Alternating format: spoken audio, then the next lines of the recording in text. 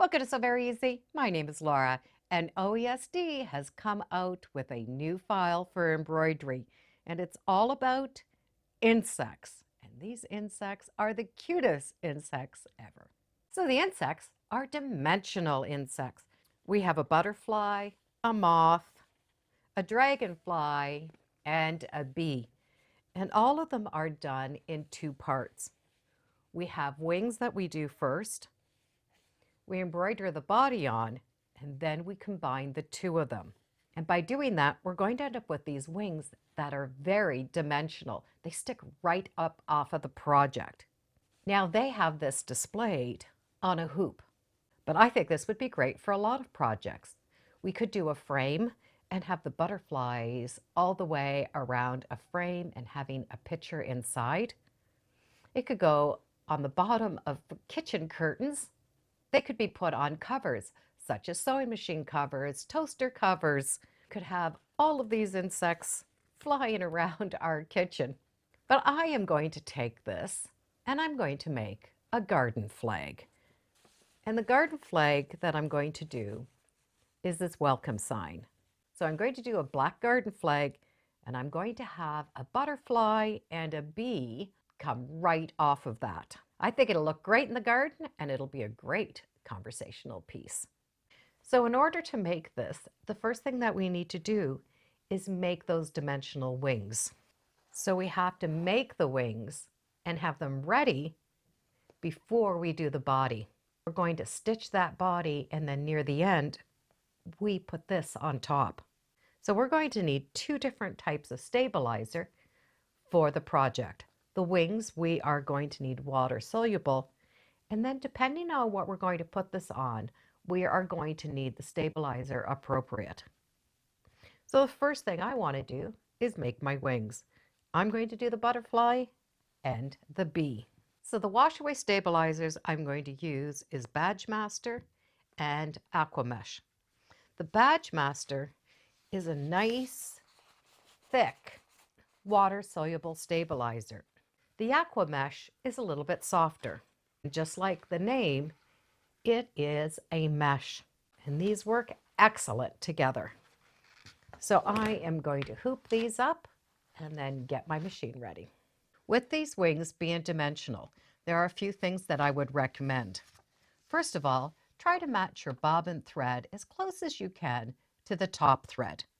And that way, if you peek underneath the wing, it still looks nice. Or if you want, use a variegated thread in the bobbin until you get to this outline part. And that way the wing just will have a dimensional look. Now I do want the back looking as nice as the front, so I will be pulling up my bobbin thread between all changes. So I like to slow my machine down, take a couple of stitches, stop, and trim. Now I'm going to be able to start it up and speed it up. And you can see how nice those two layers of stabilizer are going to work out.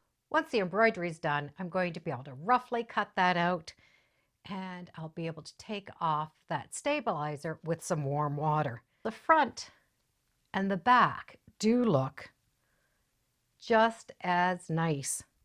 This is going to be stitched down, so the wings are going to be able to be seen from both sides. Now I'm going to rinse that, and I'm going to pat it dry, and then I'm going to lay it out and let it dry. I do leave a little bit of stabilizer in there so that they stay nice and stiff, but I will let them dry on a non-stick surface. Now I can work on my main piece. So I did start with the garden flag from OESD. It's blank, it's ready to go. All of the edges are sewn for me. However, I am going to stabilize the back of that fabric, and I'm going to use a fusible woven. You can get it in black and you can get it in white. It is a very soft fabric with a fusible web on it that I was able to iron on the back of this. That is going to give it some stability, and it really makes it easy to work with. From there, I did hoop with a staple stick. You could use a tearaway or a cutaway. And what this is stabilizer that you put down, and then you're able to peel off, and you have a sticky surface. That sticky surface made it so that I could just lay that garden flag down. So I did not have to hoop this project. It's just stuck on. So I did embroider the project, and I'll put a link in the description if this is something you'd be interested in. And now I am going to embroider the body of my butterfly and my bee. Once we finish the embroidery step number 4, number 5 is going to be a marking stitch. Those little tack down lines will indicate where we are going to put on our wings. And I'm going to use some tape and tape them in position. And you can really see where that is going to fit right inside. And be sure you put your wings on right side up. This little area where they're going to stitch over top, there's very few threads. So the body is going to stitch really nice.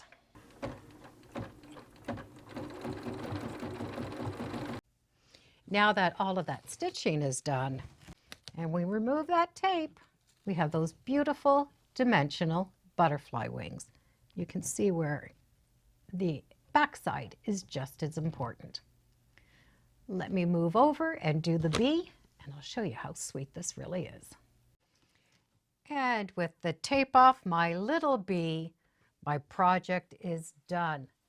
These really are cute. I just love those dimensional wings.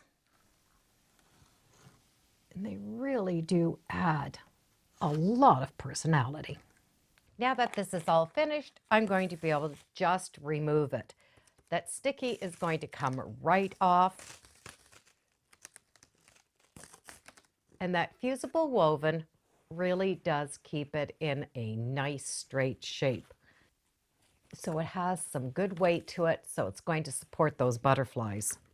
So my garden flag is done and I'm ready for the spring. This is going to look beautiful at the front of my garden. I'm hoping to have some daisies growing around it. So the file is an OESD file, and if you're wanting to do the welcome sign, this is also from OESD, and I'll put some links in the description.